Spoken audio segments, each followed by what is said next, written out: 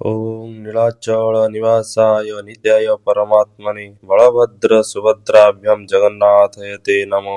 हे मणिमा तुमे ହିଁ ଶ୍ରେଷ୍ଠ, ତୁମେ ହିଁ ସ୍ରଷ୍ଟା, ତୁମେ ହିଁ ଭଗବାନ। ତୁମରି କରୁଣାରୁ ଆଜି ଗୋଟେ ନୂଆ ସକାଳ ଦେଖିପାରିଛି, କାହିଁକି ନା କିଛି ଲୋକ ଏଇ ସକାଳ ବି ଦେଖିପାରି ନାହାନ୍ତି। ହେ ମୋର ବଡ଼ ଠାକୁର, ମତେ ଲାଗୁଛି ଏ ସଂଘର୍ଷମୟ ଜୀବନରେ ତମେ ଯେମିତି ମୋ ହାତ ଧରି ଆଗକୁ ଚଲେଇ ନଉଛ। ମୁଁ ପଡ଼ିଲେ ତମେ ଉଠଉଛ, ମୁଁ ଡରିଲେ ତମେ ସାହସ ଦଉଛ। ହେ ପ୍ରଭୁ ଧନ୍ୟ ତମେ।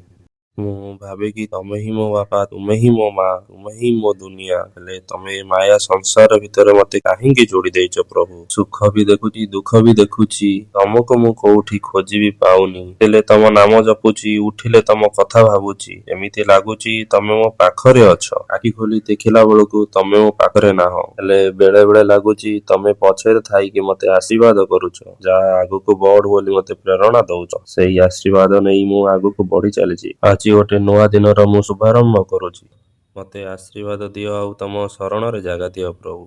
ଯଦି କୋଉଠି ଭୁଲ ଭାଲ ହୁଏ ମତେ ନିହାତି ଭାବରେ କ୍ଷମା କରିଦବ ପ୍ରଭୁ। ହେ ପ୍ରଭୁ, ବେଳେ ବେଳେ ମନରେ ବହୁତ କିଛି ପ୍ରଶ୍ନ ଆସୁଛି। ତୁମେ ଯଦି ଏ ସଂସାର ଗଢ଼ିଛ, ତେବେ କୁହ କାହିଁକି ଏ ମଣିଷ ଭିତରେ ଏତେ ଭିନ୍ନତା? କାହିଁକି ଜଣେ ଜନ୍ମରୁ ଏତେ ସୁଖରେ ରହୁଛି ଆଉ ଜଣେ ଏତେ ଦୁଃଖରେ? କାହିଁକି ଏତେ ବର୍ଣ୍ଣ? କାହିଁକି ଏତେ ଉଚ୍ଚ ନିଚ?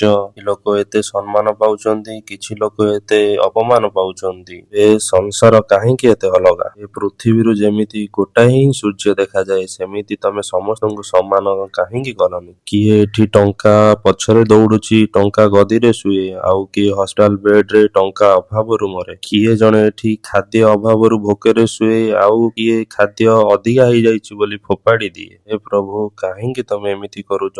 ଇଏ ତୁମର କୋଉ ଭଳିଆ ନ୍ୟାୟ? ଲୋକ କହୁଛନ୍ତି ଏ ମଣିଷର ପୂର୍ବ ଜନ୍ମର କର୍ମ। ଯଦି ଜଣେ ପାପ କରିଛି ଏ ଜନ୍ମରେ ଦଣ୍ଡ ପାଉଛି, ଯଦି ଜଣେ ପୁଣ୍ୟ କରିଛି ଏ ଜନ୍ମରେ ସୁଖ ପାଉଛି। ଯଦି ମୁଁ ପୂର୍ବ ଜନ୍ମକୁ ମନେ ପକେଇ ପାରୁନି, ତାହେଲେ ଏ ଜନ୍ମରେ ସେ ପାପ ପୁଣ୍ୟର ଭାଗିଦାର କାହିଁକି ପ୍ରଭୁ?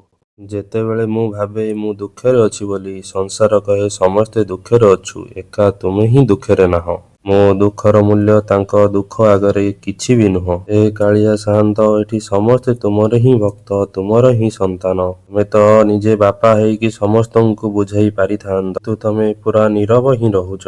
ମୁଁ ଆଜି ଯାଏଁ ବୁଝିପାରୁନି ହେ ପ୍ରଭୁ, ତମେ କେମିତିକା ପରୀକ୍ଷା ନଉଛ, କେମିତିକା ସଂସାର ଗଢ଼ିଛ। ହେଇପାରେ ତୁମେ ଦୁଃଖ ଦେଉନାହଁ, ଦୁଃଖରେ ଯିଏ ଅଛି ତାକୁ ତମେ ସାହସ ଦଉଛ। ତମେ ତ ସବୁ ଦେଖୁଛ, ସବୁ ଜାଣୁଛ।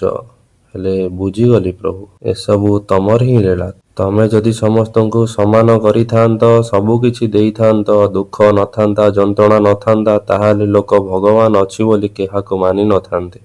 ବୁଝିଗଲି ପ୍ରଭୁ, ଧନ୍ୟ ତମେ, ଧନ୍ୟ ତୁମ ଲୀଳା। ତୁମେ ହିଁ ଶ୍ରେଷ୍ଠ, ତୁମେ ହିଁ ସ୍ରଷ୍ଟା। ଆଜି ବୁଝିଗଲି ପ୍ରଭୁ।